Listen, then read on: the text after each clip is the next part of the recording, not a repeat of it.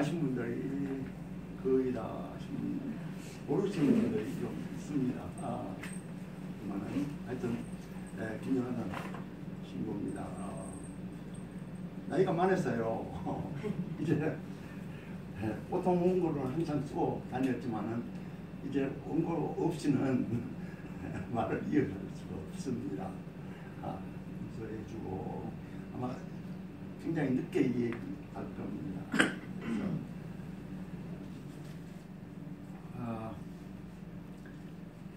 나는 제일 먼저 이 예배 공동체라고 저는 불렀습니다. 이 공동체를 예배 공동체의 부름을 받은 여러분 모두에게 그리스도 안의 한 형제님으로서 인사를 드립니다. 여러분과 함께 그리스도의 말씀을 나눌 수 있는 기회를 갖게 된 것을 나는 진심으로 하나님께 감사드립니다. 2년 전에 특별히 시작한 타임나라 시간은행 자원봉사 운동에 동참하셨던 김한성 신부님, 오늘 유시한 이백 손사락 교우님 정말 감사합니다. 이 공동체와 구미에 있는 공동체와 더욱 많은 친교가 앞으로 이루어지기를 바라면서 이 자리에 나왔습니다. 내 구미에 온 지가 벌써 20년이 지났습니다. 하나님의 부름을 받아 선교사의 길로 들어선 지도 이미 25년이 지났습니다. 말하자면은 제 2의 인생이라고 제가 생각했던 것이 25년을 지나고도 아직 하나님께서 주신 건강으로 살고 있는 것 같습니다. 제가 19살 때부터 예수님을 믿기 시작했습니다.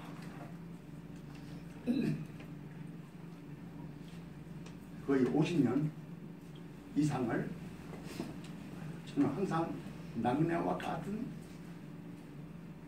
생활 속에서 살았다고 여깁니다. 그러나 하나님은 언제나 나의 동반자로서 나를 인도하시고 그리스도 안에서 한 가정을 꾸려주셨고 또 진정한 친구들을 만나서 이들의 도움으로 나로 하여금 그리스도의 길을 걷게 하신 하나님께 진심으로 감사드립니다.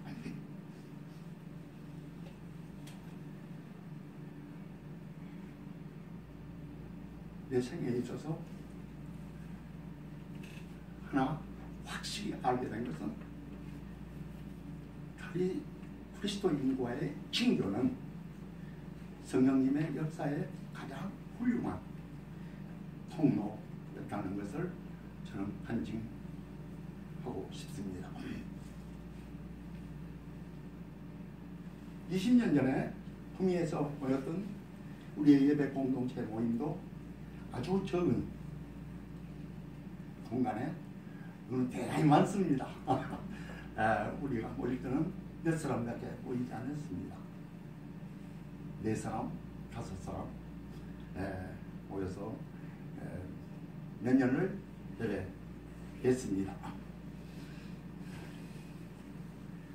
그러나 우리가 모였던 동기는 분명히 우리의 사회 선교에 부름을 받은 사람들이 그리스도의 중심의 신앙생활을 그 속에서 발견한 기도, 자유, 유로와 평화를 우리가 만나는 사람들과 나눌 수 있는, 그리고 서로 친구가 되는,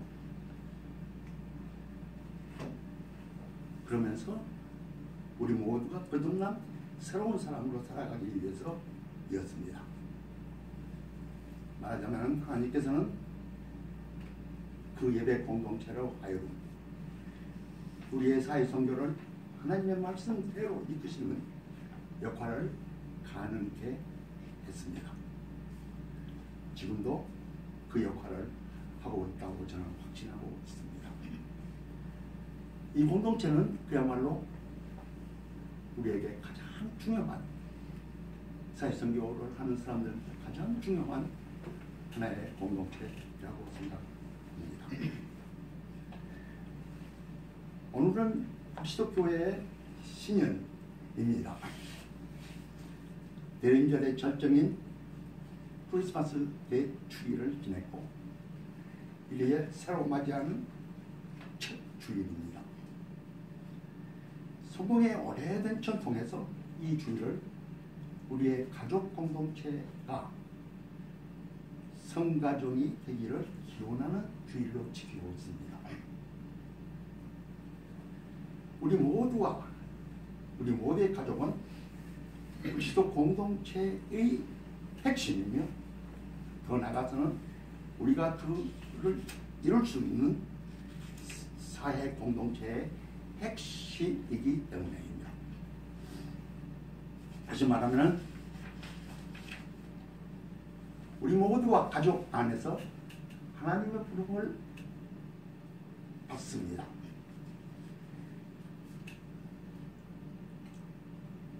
저 역시 우리 이 가족은 대가족이었습니다. 그 당시 제가 자라날 때는 10km 이상 떠나지 않았는데 우리 대가족이 살고 있었던 것입니다. 그러나 제가 그리스도인이 될 때 한 명의 그리스도인도 없었습니다. 내가 예수를 믿기 시작해서 나의 어머님이 제일 먼저 그리스도인이 되었고 내 여동생이 그리스도인이 되었습니다. 한국에 제가 돌아왔을 때 온 가족을 다 만날 수 있는 기회를 가졌는데 나의 큰 집, 작은 집, 여기같이 외까지도 그리스도 복음을 믿는 사람이 다수 있었다는 것입니다. 이것이 그리스도교는 하나의 가족 종교라고 저는 이야기합니다. 오늘 가족주의를 모시는 우리는 이 가족이 정말 예수님이 보여주셨던 성모 마리아께서 보여주셨던 성가족의 하나의 모델이 되고 우리가 바라는 새로운 이 세상의 공동체가 그 기반이 되기를 바라는 주일입니다. 성공의 종교개혁 시대로부터 우리 신앙의 성도들은 하나님의 자녀, 그 당시에 이미 그리스도 신자, 성공의 신자를 하나님의 자녀로 생각했다는 거예요. 하나님의 자녀는 실질적으로 로마 교회에서는 1960년 쓰여진 말입니다. 그러나 500년 전에 우리는 하나님의 자녀, 신자들을 하나님의 자녀로 불렀고 하나님의 백성이 모인 하나의 사회 공동체 체제인 Commonwealth Nation 이죠. 그대로 번역하면은 연방제도의 국가가 이루겠다는 신앙과 꿈을 갖고 있었습니다. 그 연방체제 안에서는 가난한 사람, 부유한 사람, 신체가 건강한 사람과 연약한 사람, 배운 사람과 배우지 못하는 사람, 남자와 여자, 노인, 장년, 청소년 할 것 없이 모두가 꼭 빠짐없이 참여해야 하는 사회를 이끌었다는 말입니다. 그 사회에서는 서로가 개인의 자유를 존중하고 공정하고 정의로운 사회 공동체를 꿈꾸었던 것입니다. 19세기 말년으로부터 서구의 신학의 주류가 된 성육신의 신학은 이 세상에서의 하늘나라 건설의 추진력이 되었던 것입니다. 성가족의 시작은 복되신 하나님의 아들인 참된 인간으로서의 친히 나자렛의 평범한 한 가정에서 태어났던 배경입니다. 성육신을 이루게 하는 배경. 하나님께서는 이 새 가정을 통하여 새로운 인간 창조의 역사를 시작하는 거사를 이루었습니다. 아기 예수는 태어나서 하나님께서 친히 만드신 지상의 가정 안에서 부모님과 하나님의 돌봄을 받으며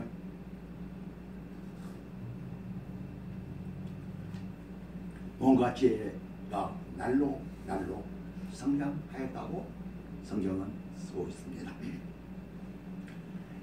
예수님은 부모님과 하나님을 사랑하고 순종하였었으며 모든 가족을 돌보시는 책임을까지도 나누었습니다. 예수님은 소년 때부터 하나님의 말씀을 묵상하고 기도하며 배울 수 있는 가정에 마리아와 요셉을 통해서 제공된 것입니다. 30년간의 성가정에서의 삶이 곧 예수님의 3년간의 공적 생활에 기반이 되었다고 저는 믿고 있습니다. 성가정은 시작은 이렇습니다. 하나님께서 요셉과 약혼한 극히 평범한 여인 마리아를 택하시고 하나님의 아들을 마리아에게 맡기셨다는 사실입니다. 하나님께서는 우리가 상상할 수 없는 어마어마한 하나님의 위대한 이 일을 어떤 인간 마리아에게 맡기신 것입니다. 은행한 마리아는 성모이신 마리아는 하나님께서부터 들려오는 용기를 얻었을 뿐만 아니라 하나님과 함께 관상적인 삶을 살아가기 시작했습니다. 이것은 여러 성서에 특별히 누가복음 마리아, 성모 마리아께서 생활하신 모든 생활은 예수님을 잉태한 후로부터 환상적인 삶을 살았다는 증거가 여러 군데 있습니다. 성경에서는 누가복음에서는 모든 일을 만날 때 하나님의 역사가 이루어질 때 성모님은 꼭 곰곰이 생각했다고 합니다. 다시 말하면 곰곰이 생각하며 기도했다는 것입니다. 성경 보실 때 꼭 적어도 10군데가 나옵니다. 마리아의 정예에서 마리아는 지금 말씀하신 대로 저에게 이루어 주시기를 바랍니다. 이 몸은 하나님의 여종입니다.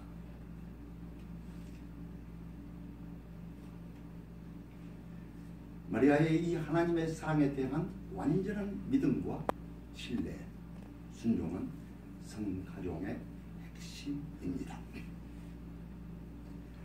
하나님께서 내려주신 자기의 사명을 기쁘게 받아들일 수 있었습니다. 그러므로 성가정 안에는 하나님의 사랑과 그의 은총이 넘쳐 흐릅니다. 나는 성가정은 훌륭한 학교라고 말합니다. 그곳에서 우리 인간이 어떻게 하나님의 행복을 누릴 수 있는지를 하나님으로부터 직접 배울 수 있는 곳이기 때문입니다. 이 성가정의 모델이 우리를 통하여 하나님께서 만드시려는 교회 예배 경험도 되이며 나아가서는 우리가 지향하는 사회 공동체의 번역이라고 저는 생각합니다. 요한선교센터가 이어받은 선교 정신은 1950년대에 한국에서 사회선교를 평신도와 함께 영등포, 광주, 부산의 빈민촌에서 하셨던 김용환 주교님으로부터입니다. 그분은 교회의 존재 이유가 사회선교이라고 말씀하셨습니다. 사회선교를 하지 않은 교회는 교회가 존재해야 할 이유가 없다는 겁니다. 그 선교는 사회의 경제적인 취약계층, 소외된 병역자와 노약자, 멸시받고 있는 사람들 속에 들어가야 하고, 그리스도의 선교사는 그들의 친구가 되고, 또 그들은 그리스도의 선교사의 친구가 되는 사회봉사이라고 하였습니다. 주님은 당시에 한국교회의 선교에 대단한 의아심을 갖고 있었습니다. 그리스도인들이 2-3km나 된 거리에서 교회에 주일날 하루 한 번 모였다가 헤어지는 전도의 방식입니다. 말하자면 미국에서는 1960년대에 미국 역사상에 있었던 가장 큰 부흥시대입니다. 그때 산데이 크리스찬이라는 말이 생겼습니다. 아마 김용환 주교님이 말씀하신 게 이 교회가 산데이 크리스찬을 만들어 놓으면 아무 소용 없다는 겁니다. 주일날 하루 모였다가 떠나고 이 세상을 변화시킬 수 능력이 하나님께서 부여되지 않는다는 말입니다. 김주교는 탄광의 근로자의 기숙사촌에다가 2개의 가정교회를 활동하였습니다. 그러나 불행하게도 5년 못 가서 한국의 성공회는 그분의 선교 의지를 이어받지 못하고 그 교회는 없어지고 맙니다.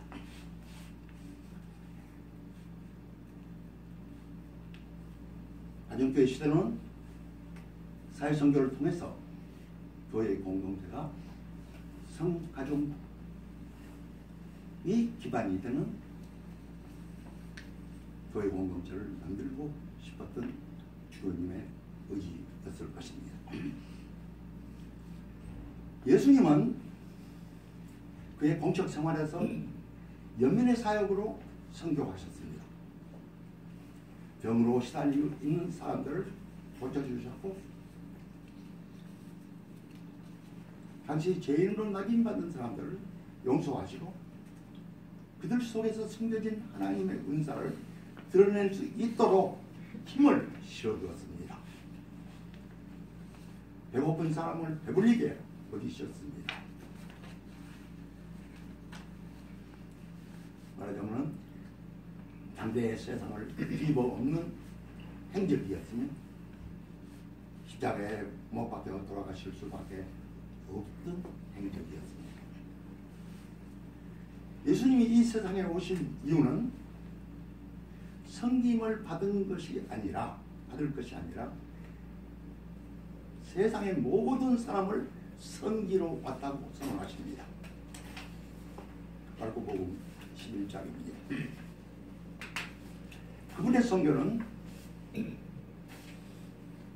세상에 향하여 연민과 자비의 섬김이었습니다. 우리 인간이 알든 모르든 간에 우리 모두가 실로 하나님의 사랑과 섬김을 받지 않았던 사람은 이 세상에 살고 있지 않을 것입니다.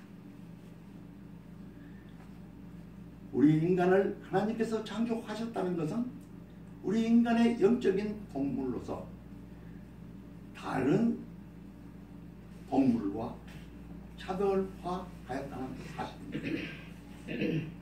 모든 인간이 받은 은혜를 모든 인간은 자기가 받은 은혜를 되돌리려 하는 본성을 갖고 있습니다. 그러므로 예수님의 두 가지 이 큰 계명은 우리 인간이 인간답게 살아갈 도리입니다. 이웃사랑과 하나님의 사랑은 인간의 참된 의무입니다. 사랑의 행위는 성김과 나눔입니다. 그러므로 두 계명의 중심은 하나님의 사랑입니다. 여기에서는 하나님께 드리는 예배와 이웃에게 드리는 봉사를 서비스라고 표현하는 것은 절대로 우연이 아닙니다. 본질입니다. 예배 행위와 봉사의 행위는 뛰어낼 수 없는 우리의 인간으로서의 도리이고 의무이라는 겁니다. 성경에서는 이것을 디아코니아로 부릅니다. 예수님의 부활로 인해서 새로 거듭난 예수님의 사도들에 의해서 7명의 집사를 사회선교를 위해서 안수하였고 초대교회는 그 중에 한 분 스데반은 유대 종교 지도에 의해서 첫 번째 순교자가 되었다는 사실을 우리는 잘 알고 있습니다. 기독교의 복음 전파에서 사회선교가 사회에 미친 영향이 얼마나 컸기에 첫 순교자가 사회선교자였다는 것입니다. 주거님들이 아니었습니다. 사도님이 아니었습니다. 나는 그리스도의 복음 전파에는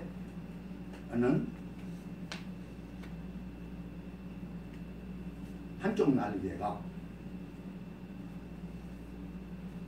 사회선교이며 다른 한쪽은 예배라고 합니다. 예배가 기도입니다. 곧 교회는 사회선교 없이 요한주교님이 생각하신 마찬가지로 예배가 하나님이 기쁘게 받으실 예배가 되지 못한다는 겁니다. 사회선교는 우리 교회가 존재하는 이유이기 때문입니다. 한국교회가 이 한쪽 날개를 자라나게 하지 못하였다는 것은 나는 대단히 수고하게 생각합니다. 우리 사회는 지금 대금사상의 사랑이 난무하고 있습니다. 우리의 정부는 돈에 지배하는 정책을 펴고 있습니다. 우리 교육은 지식을 얻기 위한 장사하는 시장이 되어버렸습니다. 이웃사랑과 하나님 예배까지는 또 돈이 날개를 달고 휘젓고 있는 것이 현실입니다. 서비스는 돈을 버는 수단이 되어버렸습니다. 한국교회는 예수 그리스도가 이 세상에 오신 목적인